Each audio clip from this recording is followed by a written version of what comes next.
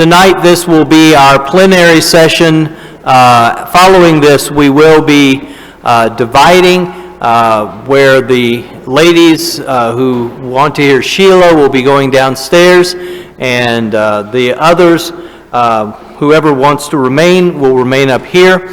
And certainly, we're appreciative of all of you being here, especially those who have traveled from some distance.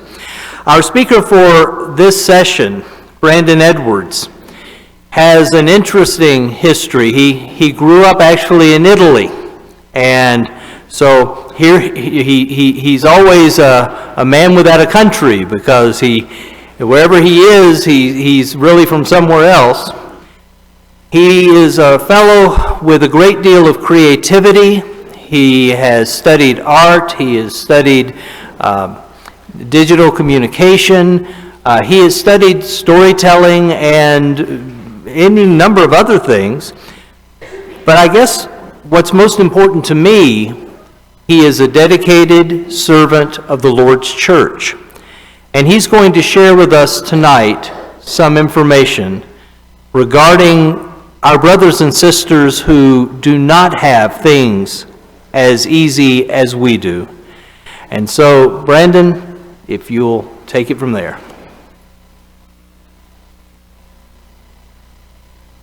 Good evening. I'm going to have him play the video. Go ahead.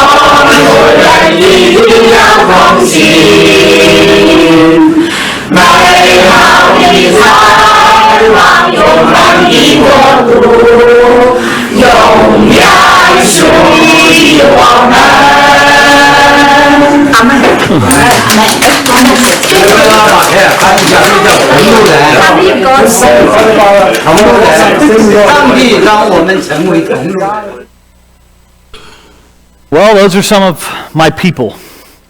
Greg is actually right. I don't fit in anywhere. I've stopped trying to fit in. My dad ran Harding University's overseas programs for over 20 years. And so I'm kind of, I joke with people all the time, I'm culturally confused no matter where I'm at.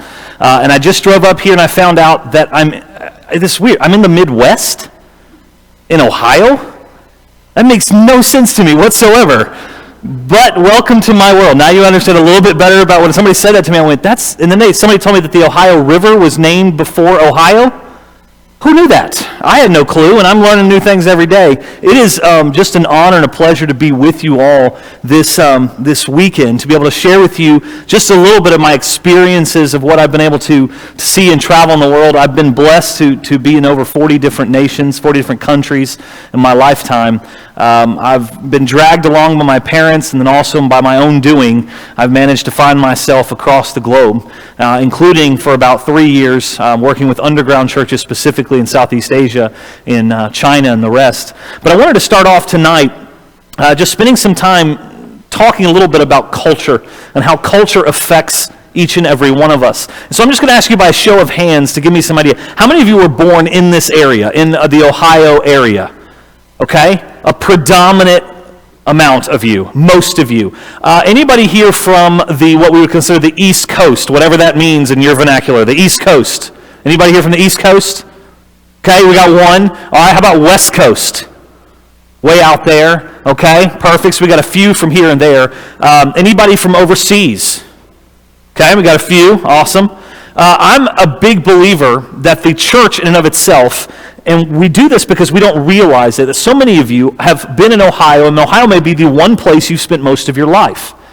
And there is something beautiful about that because I can't comprehend what that is like. I have no clue. Like, I'm totally lost at the idea of being in the same place in the same time for like a generation of people. My grandfather went to Italy in 1959, after World War II, to spend years helping with an orphanage in a preaching school that's still there to this day called the Florence Bible School. You can still visit it to this day. So my father grew up in Italy, and then my father came over, married an American, and went back over to Italy and spent another 26 years there. My grandfather was there for 20 plus years. So I'm third generation culturally confused because we're Americans, but we might as well be Italians. Have you noticed already how much I talk with my hands? This is just who I am. I can't help it. It's all the coffee they put in us as kids. We have to get it out in some way or another. But having traveled and experienced church was just different for me. Now, I grew up in the churches of Christ across the globe. It's been home for me. And I'm proud of my people, but we're a weird people. Can we amen that? We're different. I'm grateful that God has called us to be that way, but we are different. And so I grew up in a youth group, was me and my siblings. It was the four of us. That's what it was. How many of you have had that experience? Or maybe you didn't even have a youth group. It was just my family, and we hung out, and there was that weird kid that kept showing up. We've all had those moments. That was my experience. That was church. That was the youth groups. And even in today's world, things have changed. I look at it. I've been blessed. My wife, we've got three little ones. I said one of them's not really little. She's 10. My oldest is 10, named Charlotte. And then my son just turned 3 last week, and his name is Duncan. And then I've got my littlest one is 7 months old. Her name is Cece. Her actual name is Cecilia Carrington, but we call her Cece. And I've got 3 kids, and I stopped myself the other day because I love tech and media. I own a media firm. I work in technology, but I'm also a minister with the church. And so I have this great love for technology and media, but I'm those weird kids who still remember playing outside, but also had a cell phone by the time they were 18. But I looked at my daughter and I realized that she has never known what it's like to not have an iPad in the house. Like, she has no clue. So when we head out on road trips, and I remember as a kid, a road trip to me with my dad was, we're getting on a plane or a train, and it's going to be a long time. I even remember train rides from Amsterdam to Florence, and it was like 16 hours. In 16 hours, there was 4 of us at the time in the family going on this train ride. We will get very close to having our parents kill us. At some point in time, that will happen. Because we were all within 5 years. There's 4 of us within 5 years. So my sister was 6, I was 5, my brother was 3, my sister was 2. So you can imagine traveling on a train in a couchette with 40 Harding students all in one place, and we're going places. We tested their limits of patience a lot. My mother won sainthood a long time ago, just dealing with us.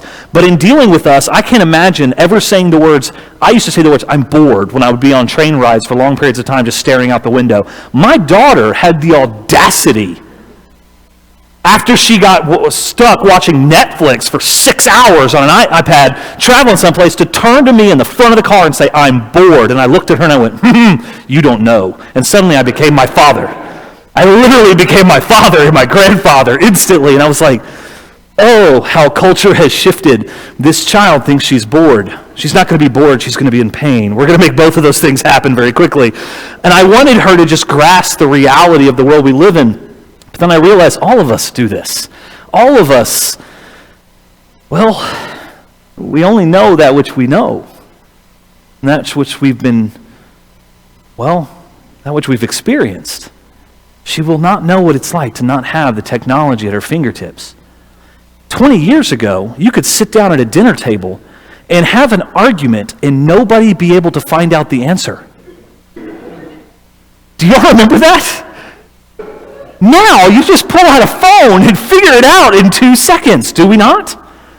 Arguments that used to boil over in families suddenly are resolved with the touch of Google. It's amazing how technology and media has changed our culture and our perception. Culture affects us all. It affects how we view things, how we look at things.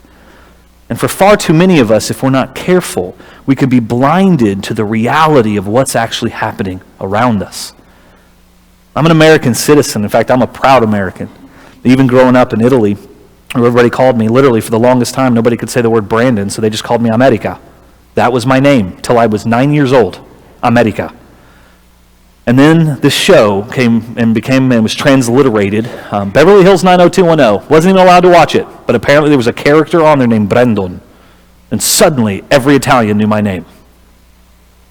Culture and television and film and movies, all these things affect us. They change us. They make us look at the world differently. But let's just take a step back in history real quick and take a look at Christianity on the whole. For the first 300 years, really, of Christianity, Christianity did not and was not part of mainstream life. In fact, it existed on the fringes. Everything was on the fringe. Now, that doesn't mean that the theology and the people were fringe people. That's where we existed, and we existed in the realm of persecution. We existed in the realm of death and destruction, and your property could be taken from you, and your life could be taken from you. That was the existence of Christianity for the first 300 to 350 years.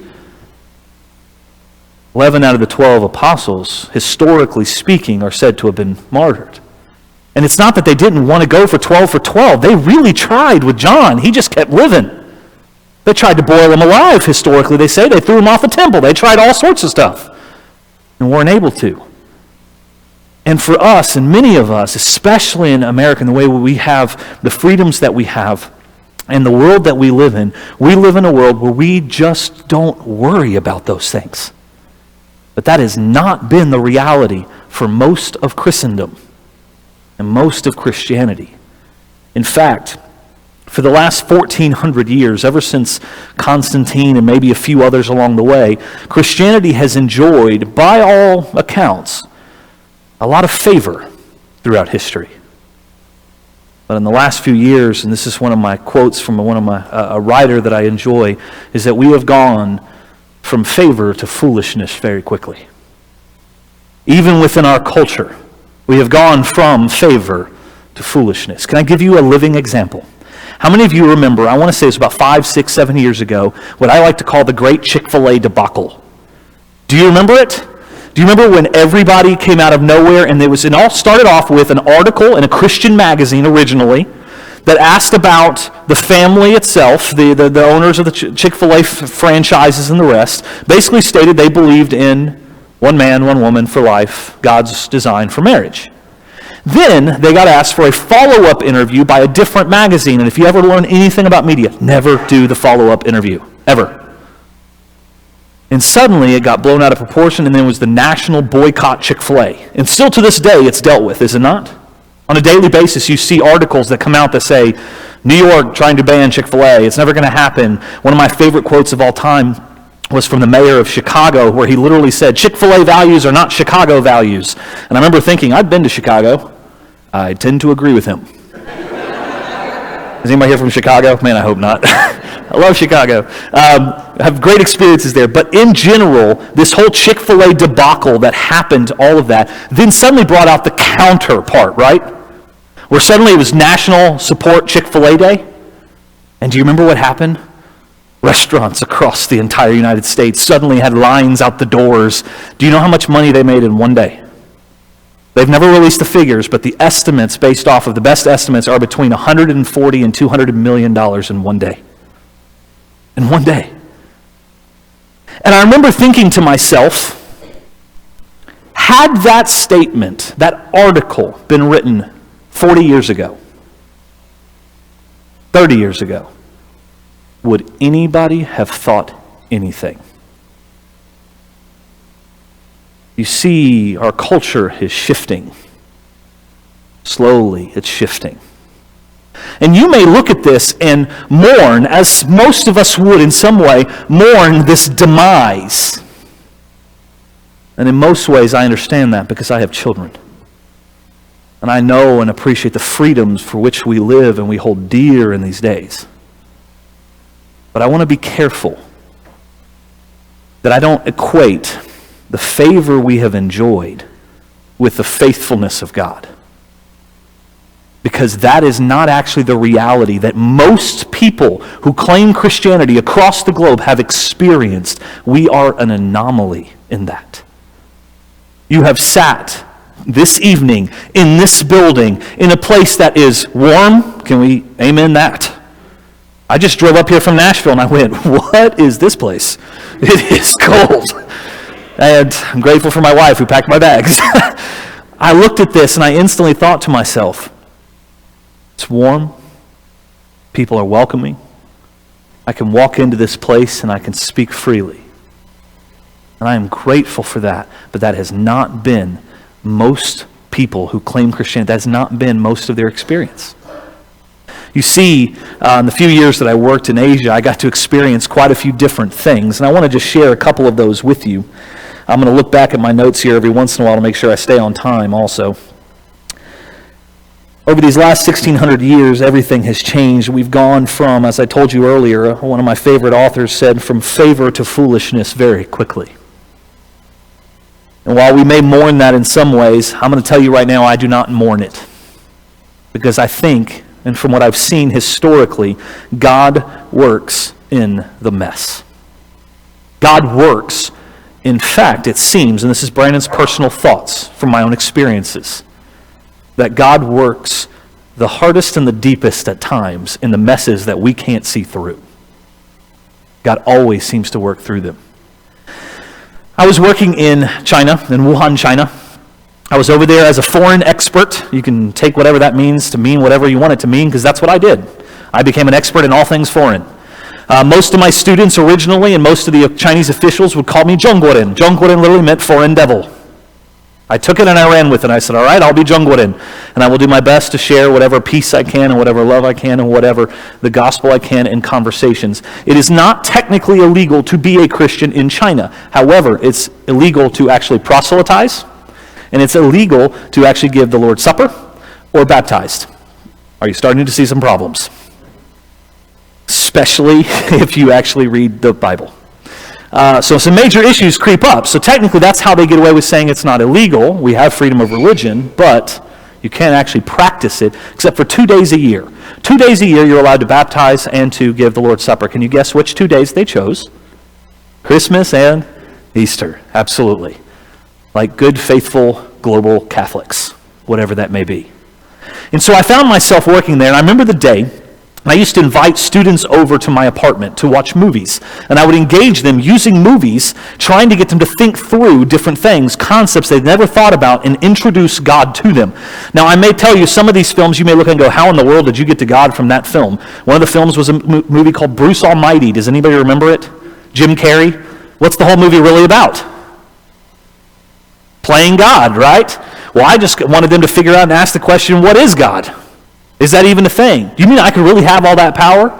I wanted them to think through all of those things. So I would introduce them through these films. By the way, since I owned a little editing company, I could edit out all the parts I didn't want. Worked out well. So I would spend time showing them these movies, and I invited over all these students, and my apartment was probably about the size of this stage with all the rooms included. And so I was very tied in, and I had 60 Chinese students show up one night. And so they all crouched down on the floor to sit down and watch this film with me. And after the movie was over, there was this guy, and I was making jokes. Typically, most of my students had very poor English, but they always wanted to hang around with a foreigner. It was a sign of high respect if you could get the foreigner to pay attention with you. So I was hanging out, and I was always making very sarcastic comments. Now, sarcasm does not translate into Chinese. It just doesn't. In fact, sarcasm is my love language, but nobody really understands it most of the time. So I was making jokes, and there was this one guy that kept laughing at them. And it freaked me out. Because I went, why does that guy understand me? I don't know what's going on, but he understands way too much English. He understands sarcasm. Like, I had red flags going up everywhere going, why does that guy, I don't know who that kid is. He's not in my class. I don't know who he is. So as they're about to leave, one of these girls is coming up, and they will not leave my apartment. It's 11:30 at night, and they will not leave my apartment. And I'm going, all right, it's time to go. So I'm sitting at the door going, all right, Zaijian, bye-bye, go home. Like, I'm saying this out loud, and he starts laughing. And I went, And so I'm still watching him. He starts heading out the door, and he's got a backpack on, and I look at him, and I went, hey, would you mind putting my DVD player back? And he looks at me, he goes, how'd you know? And I went, you speak English? And he said, no. I went, you speak English. You understood me. And he said, how'd you know I have your DVD player? I said, the cord's sticking out of your backpack. And you didn't come in with that. I've been watching you all night. How in the world do you know all the English that you know? You seem almost fluent. He said, I watched Friends a lot when I was a kid. So you watch Friends, like the TV show? He said, yeah, I watch Friends. Okay. And then I switched and I said, all right, give me my DVD player back. And I said, by the way, and I pulled out my phone and I took a little picture of him real quick and I said, I'm going to ask you a question right now. Either you let me tell you a story or I call the police. Which one do you want? He said, tell me a story. I said, okay, I'll tell you a story. And then I said, let me tell you the story about two thieves. One thief was on the right side, one thief was on the left side. And I went through the story of the two thieves, and I said, one chose to be in paradise, the other one did not. Which one do you want to be? And he said, I don't know what paradise is, but I'd rather have that. I said, deal. You come back tomorrow, and I'm going to tell you some more stories. Otherwise, I send this to the police. Deal? And he said, okay. And he left. Now, I should have been more specific when I said tomorrow, because that was 11:30 at night. At 4 a.m., he's knocking at my door. And he literally, I opened the door and he goes, all right, let's get this over with. And I'm like, it's 4 a.m. Like, it's way too early for this. And he goes, no, it's not. Let's do it. Let's talk. So we started engaging in a conversation. I started telling him the stories of Scripture and the stories of these individuals. And over the next month, his life kind of unfolded before me as I managed to see what was there. I'm not going to tell you the totality of that story yet. A month later, he calls me and says, Brandon, he was very dramatic, and I call him Freddie. Freddie is the English name I gave to him. And I call him Freddie, and he calls me up, and he was just uber dramatic, and he goes, Brandon, I have decided I'm going to be baptized. And I said, that's great. I'm in Vietnam. Where are you? And he says, I'm in China right now. And I said, okay, yeah, I'm 1,000 miles away. I'm not going to be able to get there. Let me call somebody. I'll send them over to the house. And he said, great, let me know. So I hung up, spent 20 minutes trying to find somebody in Wuhan that could get over there to baptize him. And all of a sudden, I call him back after 20 minutes. I've got somebody who's coming to his house. And I call him, I said, Freddie, they're on their way. They're coming right now. And he said, it's all good, man. Don't worry about it. And I said, Freddie, this is like a really big deal. And he said, I know, I didn't have time to wait for you. I went and baptized myself. Now, I know what you're thinking. Can he do that? That was my first thought was, hold on. I was kind of at a loss, like, I don't know where this is in the book. And then he goes, no, I know you're supposed to have some witnesses or something. So he sends me a picture of him underwater with his hand out like this. And I went, Freddie, man, I love you. And I was having a really hard time because, man, I love that type of mentality. Just could not wait another second. To put you all at ease, guy came over and baptized him, okay? So we're good, all right? But I love that he was like, I can't wait another minute. I just can't even wait another second for this to happen. Freddie, and this is where I'll tell you the rest of the story. Freddie came to me after and he said, you know my history. I need to know what to do. You see, Freddie, at 6 years old, was an orphan on the streets of Beijing. But he was brilliant. In fact, I soon found out Freddie didn't just speak English. Freddie spoke 8 languages, fluently, all of them. We never tested him for his IQ, but I could almost guarantee you the guy was genius. But he ended up in human trafficking, ended up being sexually abused, all sorts of issues. But he was so smart, he worked his way up to a point where at 18 years old, when he walked into my apartment, he was the leader of a human trafficking ring that was trafficking women and children into sexual prostitution. He just so happened to be walking by my apartment that night, saw through my window all the pretty girls and decided to come in. He got distracted because he thought I was funny in that room that one night, and so he actually decided to steal my DVD player because he wanted to take the movie with him. And then Freddie calls me and said, Brandon, what am I supposed to do with my talents or abilities? And I remember thinking, I don't know. You're a human I don't know what to tell a human trafficker. And then it hit me and I went, you know what? Isaiah 1, 16 and 17. Stop doing evil. Let's start there. That's our go-to point. Can we all agree that was a good point to start? Stop doing evil. And then he goes, what's evil? Okay. Sin. Oh yeah, I know all about sin. But what quantifies as evil? Okay. then I said, okay, well, look at the rest of the verse. It says, learn to do good. And then I also noticed the fact that apparently evil comes very naturally to us, but we have to learn to do good. So I said, well, let's start talking through this. And so we spent the next month talking through things. And then again, phone call came one day. And anytime he called me, I knew it was something going to be dramatic. And he was like, Brendan, I figured it out. I know what I'm going to do. And I went, this should be good. Did you know there's Christians in North Korea? Yes. I'm going to go get them. I said, Freddie, they will shoot you on sight. And he goes, I know, but what a way to go. Okay, Freddie, love you. Really do you understand how dangerous this is? He goes, of course I know how dangerous this is. It's what I've been doing for years. You don't understand the darkness of this world, Brandon. You don't understand. And I said, Freddie, I'm afraid you're going to die. And he said, Brandon, you don't understand. I want to live.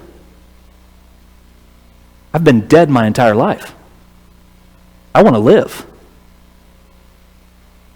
So over the last, that was in 2006, over the last 13 years, Freddie has gone in and out clandestinely multiple times and freed over 3,000 North Korean dissidents who claimed Christianity.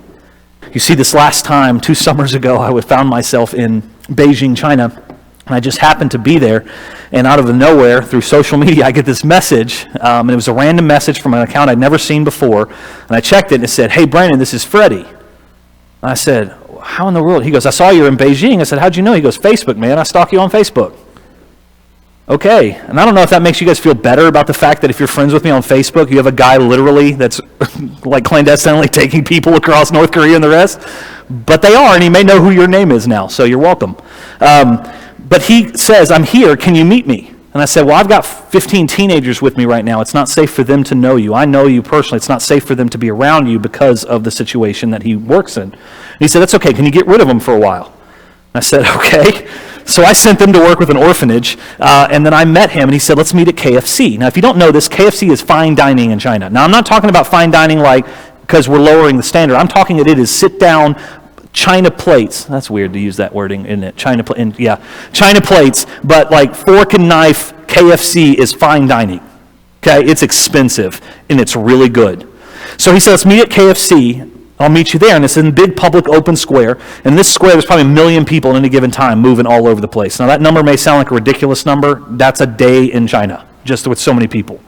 So I'm sitting there, and I'm waiting inside, and all of a sudden I see this little van pull up, and then Freddie jumps out, runs around the corner, and jumps up into my arms, and then wraps his legs around me. So I'm now standing there holding this 5'1" Chinese guy like this. He's starting to cry. I'm getting emotional too because I hadn't seen him, and every time I see him, I never know if I'm going to see him again. So I'm holding him there, and I'm just so excited to see him. Oh, Freddie, it's so great to see you, man. And he's awkward as it is because he's weird. And then he gets about this far away from my face. So we're sitting like this, and I'm trying to back away, and he goes, Brandon. I'm like, Freddie, what? And he goes, I missed you. I said, okay. And then I look down at my feet, and there are 6 guys laying on the ground, holding onto my legs, weeping openly. Holding him, there on the ground, everybody in the entire square has stopped and is staring at us. I'm 6'1", most Chinese, 5'4", somewhere right around there. Freddie, who are these guys? And he goes, oh, yeah, you need to talk to them. I said, that's great. Can you get off me? And so, not wanting to be any less awkward, he didn't just let go. He slid down. So we head inside, and I'm like, I really don't know who these guys are. We head inside. He goes, let's go eat. We get inside, and I found out that these are 6 pastors, men that are deep belief in God who have never read a Bible, but have been leading underground churches in North Korea for years without ever reading a Bible. He said they need to know the fullness of truth. So you're going to talk to them. I said, Freddie, you speak Korean? He goes, yeah, I learned it a long time ago. So for the next 3 hours, I answered question after question after question in this KFC, fine dining establishment. And after 3 hours, he turns to me and goes, okay, they want to be baptized. And I went, that's wonderful, that's amazing, this is great. Where? And he goes, the bathroom. And I went, Freddie, okay, if you don't know anything about Chinese bathrooms, they don't have toilets, they have holes in the floor, and if you lift off the ceramic, ta-da! And I went, Freddie, I am not baptizing them in that. I do not think that qualifies as water. It's just not. And he goes, no, man. He goes, there's usually like a trough in there somewhere where they use the mop buckets and they use like cinder blocks and they build it up. We'll just stop up the bottom and they're small. They'll fit. And I thought to myself, was that racist? No. And I looked at him and he was like, no, it's not. They're small. We can put them in there. So we went into this KFC bathroom. We stopped up, locked the door so nobody could get in, went over and I baptized 6 North Korean dissidents into Christ. And my favorite part was walking out. 6'1" foreigner, beard down to here, little 5'1" Chinese guy, smiling from ear to ear, 6 soaking wet North Koreans just walking out the KFC, leaving a trail behind them with every person in there going, what is that liquid? Because they just came out of the bathroom. We got outside. Freddie looks at me, he goes, love you, see you in heaven. Gets in the van, they get in and leave. My teenagers show up about 15 minutes later, and I'm sitting there just overwhelmed by what had just happened. And they look at me and they said, you met Freddie, didn't you? And I was like, I did. And they said, that's not fair. We wanted to meet him because they'd heard stories about him before. And I said, I know. He says hi. He also told me to give you a hug, but it's a Freddie hug, so this is going to get weird. and every one of them, and I taught one of the guys how to do it, and one of the guys was like, this is the greatest hug in the world. And I got to spend this moment with one of my dearest friends because, you see, I went from being his teacher to very much being a student of his in his life. You see, fear often holds us back. It stops us. There is an estimated, by accounts, underground, and I want you to hear me very clearly in saying this. When I use the word Christianity or Christendom, I'm using that very generically in this situation. There is an estimated 80 to 120 million people who claim Christianity underground in China today. Now, I'm not saying that all of those would be quantified how we would look at Christianity. But I'm telling you that there is a deep, powerful faith of people looking to serve God. Most of them are lucky if they have any type of training or understanding in Scripture. But they believe deeply in God. On any given day, and y'all may not know this, but there are times where I'll share sermons and things that you guys post online. In fact, I think it was a few weeks ago, it may have been Freed Harbin's lectureship last year, where Greg and some others had done a class, and I remember posting it online, and I have a lot of contacts, especially through social media, with churches across the world, and especially in Asia. And they said, we really like this topic, can you send us the video? So I sent them the video. So I can tell you right now that even one of the sermons that you have preached has literally been preached and shown in an underground church in Asia. In fact, it's how most Sundays they worship. They sing together, as you saw in the video. And if you're wondering at the end why Sunday got all excited, is because all of our teenagers, I taught them how to sing that song in Chinese, and so we had sung it in Chinese all together, and they were so excited that we could even speak Chinese. We can't speak Chinese, but we wanted to worship with them. We wanted to sing with them. So I taught the kids what the words meant before, so that they could sing with their hearts and truly understand what it was that they were saying. 80 to 120 million underground Christians, many of whom have not been taught the fullness of God. They're well on their way. And I'm grateful constantly for individuals, even like this congregation here, who allows me to come and just share their stories. Because you see, the reality is 90% of the world that currently exists outside of the United States today, many of them never have the opportunity to worship openly. And if they do, there is fear involved. It's an up and down battle constantly between what's allowed and what's not. So my question for you tonight, and what I really hope that you can take away from this in these last few minutes that I have, is this question. If our culture were to so change to place you in those same scenarios, I ask you tonight, would you be here? Would you still be here? Now, my hope is, and my prayer is that every one of you, because most of you, you're here on a Friday night. That's unusual, right? This is the holy ones. This is the Friday night crowd, not the Saturday morning crowd, right? I'll be nice to them tomorrow, but you're here tonight. So my hope is that's the case. But if you were given the opportunity to spend time with your brothers and sisters in Christ, and I'll tell you, just recently when I was back over there visiting, I got a random message from a phone number I didn't know, from a person I didn't know, and they said, "Are you a preacher?" And I said, "Sure I am." They said, "We have a house church. Would you mind coming and preaching to us?" And I said, "Perfect, sure." Now, instantly, and if I can be honest with you, I had two men with me who instantly said, "Well, we don't know anything about this church. We don't know what the expectations are. We don't know what it is." And I said, "That's a great thought process that we can think after the fact. Right now, they've asked me to come preach the gospel. I'm going to go preach the gospel. I don't care who they are. They want to hear the gospel. They're reaching for a preacher. I'm going to show up." That's been my theology and practice for a long time. Because then I can observe and see things and encourage them to make the changes that needed to be made. So we arrive, me and Toe, and what I'm about to introduce you is to the very church that you just saw right there.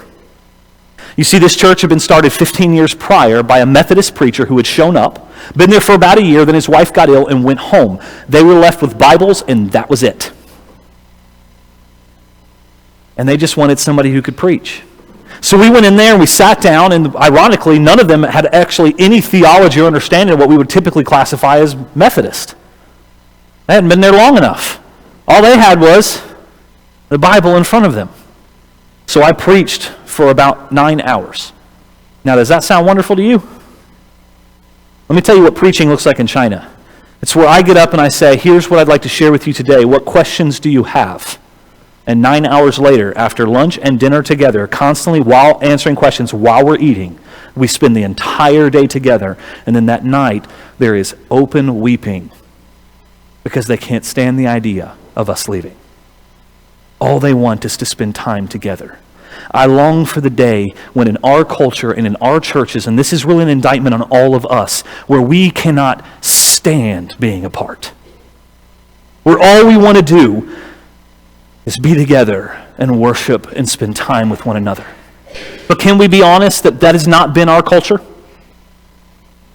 Our culture has been so ingrained and we've fallen so much in favor with history and the rest that the things that challenge us, where we really need challenging, no preacher should ever have to try to argue with between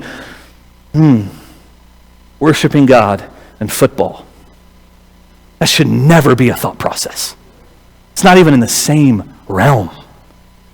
We should never have to go after and say to people, "Would you be here?" And I'm not just talking about coming back for Sunday nights. I'm talking about I want to be in the presence of my brothers and sisters. I want to encourage. I want to love together. I want to spend time together. That I have a longing for togetherness, for community. Because let me tell you what happens, and oftentimes we found ourselves in what I like to call sleepy contentment. I want to read you a quote from A.W. Tozer. And I want to see if this sounds familiar to you. Then I want to invite you in these last minutes to something a little bit deeper. "The fallow or the unplanted field is smug, contented, protected from the shock of the plow and the agitation of the harrow. Such a field as it lies year after year becomes a familiar landmark to the crow and to the blue jay. Safe and undisturbed, it sprawls lazily in the sunshine, the picture of sleepy contentment." Now you may look at that right now and go, "That sounds amazing. Sleepy contentment, please, with the birds that show up and everything's great and wonderful. I like that." And if we're honest, is that not the reality that most of us live in within our churches even to this day? Can we be honest? Can we have a family moment here where we can be open and honest with one another that sometimes sleepy contentment or this beautiful picture we're painting does not actually reflect the issues that our world is dealing with outside? See, this field is paying a terrible price for its tranquility. Never does it see the miracle of growth. Never does it feel the motions of mounting life, nor see the wonders of bursting seed, nor the beauty of ripening grain. Fruit it can never know because it is afraid of the plow and of the harrow. In direct opposite to this, the cultivated field has yielded itself to the adventure of living. The protecting fence has opened to admit the plow, and the plow has come as plows always come, practical, cruel, businesslike, and in a hurry. Peace has been shattered by the shouting farmer and the rattle of machinery. The field has felt the travail of change. It has been upset, turned over, bruised and broken, but its rewards come hard upon its labors. The seed shoots up into the daylight, its miracle of life, curious, exploring the new world above it. All over the field, the hand of God is at work in the age-old and ever-renewed service of creation. New things are born to grow, mature, and consummate the grand prophet latent in the seed when it entered the ground. And this is my favorite right here. Nature's wonders follow the plow. So my question is for you right now, as it deals with persecution in the hidden church, the underground churches of the world, let me tell you what the churches are not praying for when they pray for peace. They're not praying for sleepy contentment. They're praying that God will use them. And if peace is to be found in this world, wonderful. If it's not, their peace is in heaven. Us, today. Could it be that many of us have been lulled to sleep by the contentment and the beauty that we have around us? Peace that we have. Because you see, the places where the church seems to be the most targeted is where it seems to grow the most. Because when there is the harrow, as the harrow always comes, and the plow, as the plow always comes, there's a beauty that happens. Life springs forth from the muck and the mire. God works in the mess. If I can leave you anything tonight, can you take a moment within your own church and with your own thought process and where you are and think, have I been lulled to sleep as a believer? Would I welcome persecution? Would I welcome the things that are to come? Maybe in my life I need some travail, some turmoil that will dig up and will plant anew in me a need to be with my brothers and sisters in Christ, to worship together, to love together, where I don't complain about getting up in the morning or it's too hot, it's too cold, or I have all these issues. Man, I can tell you I would love nothing more than for there to be elders meetings where those are never the questions. But instead, the things that are being dealt with is we have people who want to work. We can't get them to leave the building. They just hang out here all day and spend time together and love one another. What a horrible problem to have. So in closing, let me say this. I love you all. You are my brother and you are my sister. We live in a world where we have been given a finite amount of time to make a difference. You see, the problem with the first century church, and especially the apostles, and when God told them to go into all the world, they were under this impression they were supposed to do it in their lifetime. Have we been lulled to sleep to think that that's not the case for us? So if you want to know more about the underground church or how your church can get involved, I'll help you. But I will help you do it. Because there is a whole slew of brothers and sisters in Christ who would love nothing more than to sit at the feet of so many of you who have spent a lifetime of studying the church just to listen, just to learn, and to grow together. Let's close in a prayer together. Father, I'm so grateful for this time that we've had tonight. Please bless us. Help us to take the blinders off or the way we view the world and the way we view culture as just one-sided, and to actually look at it and see where you might be working. And God, where you are working in the muck and the mire, help us.